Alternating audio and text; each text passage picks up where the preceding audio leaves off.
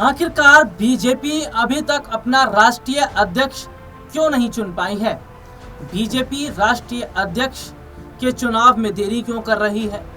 और क्या बीजेपी के अंदर सब कुछ ठीक नहीं चल रहा है? लगातार काफी समय से ये सवाल खड़ा हो रहा है कि बीजेपी राष्ट्रीय अध्यक्ष के चुनाव की बात तो करती है, लेकिन चुनाव नहीं करवाती है। क्या बीजेपी को कोई नया जो राष्ट्रीय अध्यक्ष है वो नहीं मिल पा रहा है, या राष्ट्रीय अध्यक्ष पद को लेकर भी बीजेपी के अंदर बगावत देखने को मिल रही है? क्या राष्ट्रीय अध्यक्ष पद से जेपी नड्डा को बीजेपी नहीं हटाना चाहती है, या फिर यह देखा जाए कि कई बड़े चेहरे ऐसे हैं जो खुद को राष्ट्रीय अध्यक्ष के तौर पर तो देख रहे हैं, लेकिन बीजेपी कुछ और सोच रही है? आज पूरी खबर विस्तार से बताएंगे और साथ ही ये भी बताएंगे कि राष्ट्रीय अध्यक्ष के चुनाव में आखिरकार देरी, ये क्या बीजेपी की इनसाइड स्टोरी ये बताती है कि सब कुछ ठीक नहीं है? कई चेहरे ऐसे हैं जो खुद को राष्ट्रीय अध्यक्ष के तौर पर देख रहे हैं, लेकिन बीजेपी कुछ और सोच रही है। बीजेपी में आखिरकार राष्ट्रीय अध्यक्ष को लेकर लगातार देरी, 5 राज्यों में नए प्रदेश अध्यक्ष भी नहीं बना पा रही है। तो ये तमाम सवाल जो खड़े होते हैं कि क्या बीजेपी के अंदर जो मसला बना हुआ है अध्यक्ष पद को लेकर, या फिर 5 राज्यों में नए प्रदेश अध्यक्ष को लेकर, क्या बीजेपी कोई चेहरा नहीं डिसाइड कर पा रही है, या फिर किसी और चीज़ का वेट वो कर रही है? एक बड़ी खबर जो है वो मैं अपने दर्शकों को बताऊंगा, उसको जरा ध्यान से आप सुनिएगा भी, और जरा आप विस्तार से उसको सुनिएगा कि स्थिति क्या कहती है। जनसत्ता ने एक हेडलाइन छापी है कि बीजेपी प्रेसिडेंट इलेक्शन 2025, राष्ट्रीय अध्यक्ष के चुनाव में लगातार देरी, 5 राज्यों में नए प्रदेश अध्यक्ष भी नहीं बना पा रही बीजेपी। ऐसा माना जा रहा था कि अप्रैल के आखिरकार में बीजेपी को उसका नया राष्ट्रीय अध्यक्ष मिल जाएगा, लेकिन पहलगाम आतंकी हमले और इसके जवाब में किए गए ऑपरेशन सिंदूर के चलते शायद इसमें कुछ और वक्त लगेगा। बीजेपी के मौजूदा राष्ट्रीय अध्यक्ष जेपी नड्डा का कार्यकाल पिछले साल जून में पूरा हो चुका था और तब से वह एक्सटेंशन पर हैं। जेपी नड्डा मोदी सरकार में स्वास्थ्य मंत्रालय भी संभाल रहे हैं। देखिए संविधान क्या कहता है। बीजेपी का संविधान कहता है कि पार्टी के राष्ट्रीय अध्यक्ष के चुनाव के लिए यह जरूरी है कि आधे से ज्यादा राज्यों में प्रदेश अध्यक्षों का चुनाव हो जाना चाहिए। कुल 37 राज्यों और केंद्र शासित प्रदेशों में से 14 में बीजेपी के नए अध्यक्षों का ऐलान हो चुका है, जबकि उत्तर प्रदेश, गुजरात, मध्य प्रदेश, कर्नाटक और तेलंगाना जैसे बड़े राज्यों में अभी भी पार्टी नया प्रदेश अध्यक्ष नहीं बना पाई है। इस बीच बीजेपी की तमाम राज्यों की इकाइयां ऑपरेशन सिंदूर को लेकर तिरंगा यात्रा के आयोजन में जुटी हुई हैं।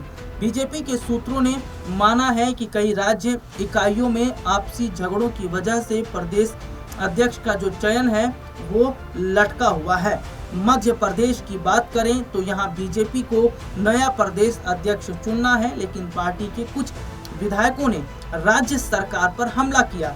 बीजेपी के सीनियर नेता बताते हैं कि सरकार और मंत्रियों के खिलाफ बढ़ती शिकायतों की वजह से यहाँ हालात अच्छे नहीं हैं और यह शिकायतें शीर्ष नेतृत्व तक पहुंची हैं। उन्होंने बताया कि केंद्रीय नेतृत्व के दखल के बाद ही चीजों को सुलझाया जा सकता है और इसलिए पार्टी के लिए नया प्रदेश अध्यक्ष चुनना आसान नहीं है।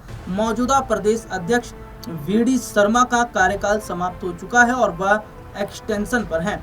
गुना से बीजेपी के विधायक पन्ना लाल शाक्य ने स्थानीय प्रशासन को लेकर पक्षपात का आरोप लगाया, जबकि शिवपुरी से विधायक देवेंद्र जैन ने भ्रष्टाचार की बात कही।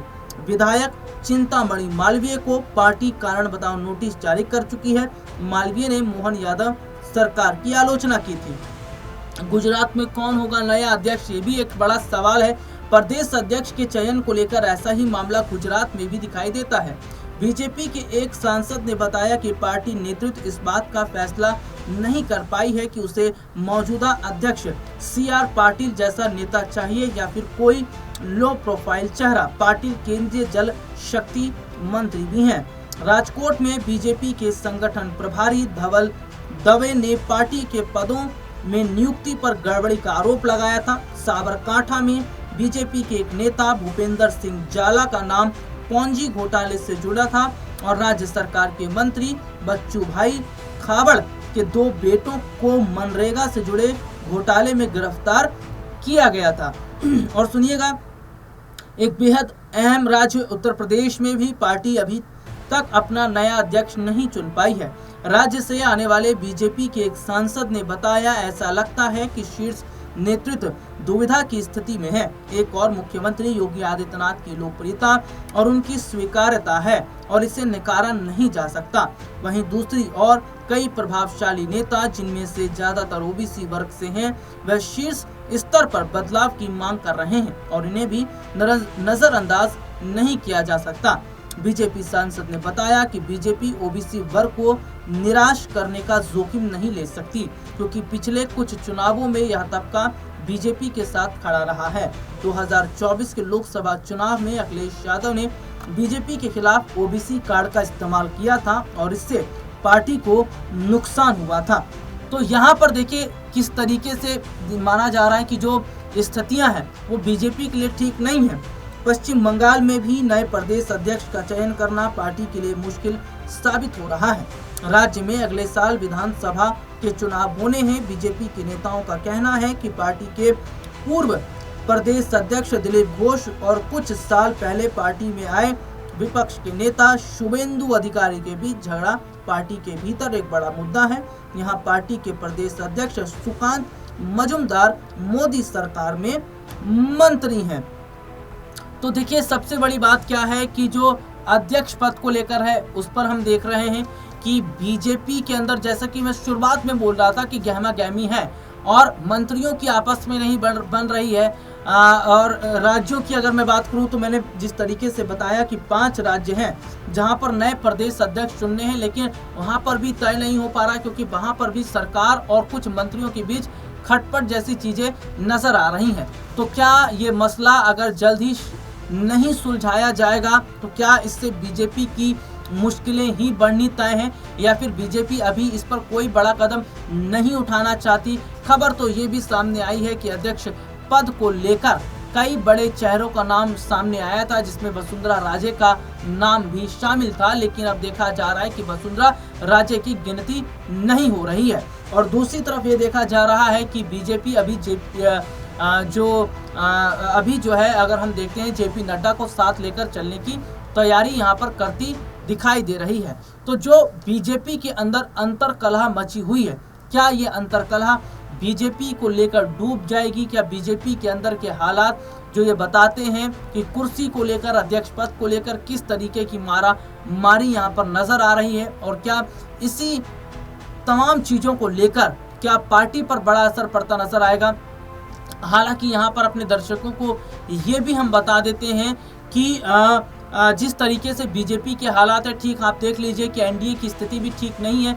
एनडीए के जो सहयोगी दल हैं, जो घटक दल हैं, वो भी मोदी सरकार से नाराज चल रहे हैं। इसमें एक बहुत बड़ा चेहरा नीतीश कुमार का है। दिल्ली में नीति आयोग की बैठक का होना और उसमें नीतीश का ना आना और इसमें निशिकांत दुबे का आना, तो ये साफ तौर पर माफ कीजिएगा, इसमें लल्लन सिंह का आना।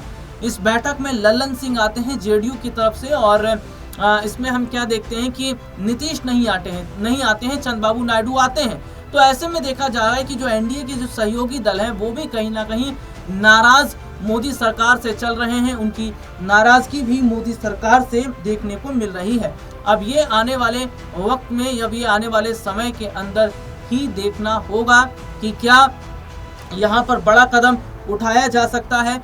क्या अगर कहा जाए तो ये गलत नहीं है कि बीजेपी के अंतरकलह कहीं प्रधानमंत्री नरेंद्र मोदी की कुर्सी तक ना आ जाए, क्योंकि बीजेपी में बीते कुछ समय से जो स्थितियां बनी हुई हैं, अंदर खाने जो चल रहा है, इसके बारे में पार्टी हाईकमान को पता है। ये बात हाईकमान तक पहुंच गई है। लेकिन मसला सुलझाया जाए तो कैसे? पार्टी से किसी को निकाला भी नहीं जा सकता, क्योंकि बहुत बड़े हद तक हम क्या देख रहे हैं कि वोट बैंक भी इनको चाहिए। क्योंकि देखिए, कर्नल सोफिया कुरैशी पर जो बयान दिया विजय शाह ने, या जिस तरीके का बयान मध्य प्रदेश के डिप्टी सीएम ने दिया था, ये तमाम चीज़ें बताती हैं। अभी हाल ही में एक बीजेपी के नेता का वीडियो वायरल हुआ, जिस तरीके से हाईवे पर वो किस तरीके से एक महिला के साथ जो कर रहे हैं, ये तमाम चीज़ें बताती हैं कि क्या हो रहा है आज भारतीय जनता पार्टी की सरकार के अंदर, ये बीजेपी सरकार के अंदर, और किस तरीके से ये जो बीजेपी के नेता हैं इनके खिलाफ कोई एक्शन नहीं लिया जा रहा है। केवल यहाँ बीजेपी वोट बैंक को देख रही है। हालांकि कोशिश ये की जा रही है कि ओबीसी वर्ग जो बीजेपी के साथ अभी तक रहा है, ओबीसी चेहरों को जगह दी जाए। ओबीसी चेहरों को अगर जगह दी जाती है, जैसे 5 राज्य हैं, तो 5 में से कुछ राज्यों में अगर ओबीसी चेहरों को जगह दी जाती है तो बीजेपी का यहाँ पर वोट बैंक मजबूत होता नजर आएगा। लेकिन पार्टी के अंदर मची अंतर्कलह ये साफ तौर पर बताती है कि जल्दी इन मामलों को नहीं सुलझाया गया तो शायद बीजेपी का जो वोट बैंक है वो खिसकता नजर आ सकता है। आज के लिए इतना ही। आपसे फिर दोबारा मुलाकात होगी, तब तक के लिए इजाजत दीजिए। नमस्कार।